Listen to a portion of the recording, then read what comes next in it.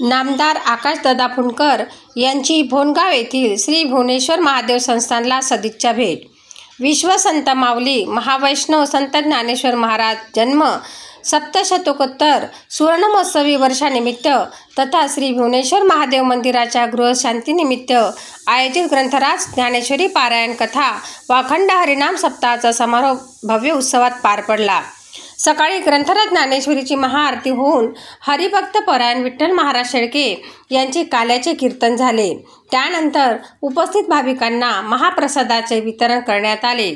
या सोहळ्याला आपल्या मतदारसंघाचे आमदार तसेच राज्याचे बांधकाम व कामगार कल्याण मंत्री नामदार आकाशदादा फुंडकर यांनी विशेष सदिच्छा भेट दिली।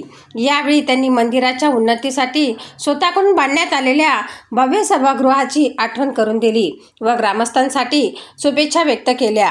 प्रास्ताविक लक्ष्मणराव गवई सरपंचपती ग्रामपंचायत भोनगाव यांनी केले, तर अजय शेळके यांनी मंदिराच्या इतिहासाची माहिती मांडली।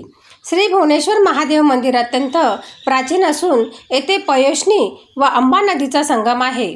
पयोष्णी महात्म्य या ग्रंथात या संगमाचा उल्लेख आढळतो।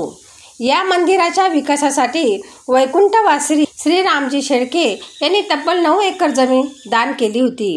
ही बाब विशेष उल्लेखनीय ठरली।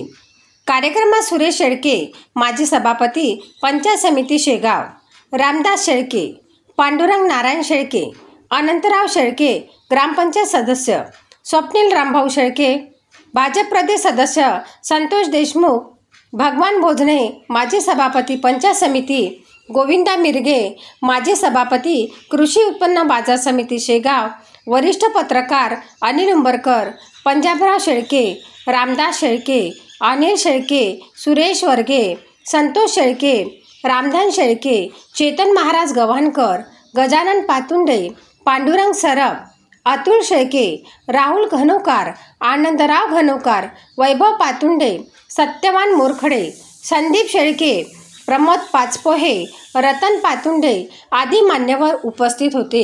तसेच ग्रामपंचायत सदस्य, महिला बचत गटाच्या सर्व सदस्य व मोठ्या संख्येने ग्रामस्थ उपस्थित राहून सप्ताह यशस्वी करण्यासाठी परिश्रम घेतले। हरिभक्त परायण विठ्ठल महाराज शेळके यांनी आभार मानले। युवा क्रांती न्यूजसाठी चेतना खेते, शेगाव।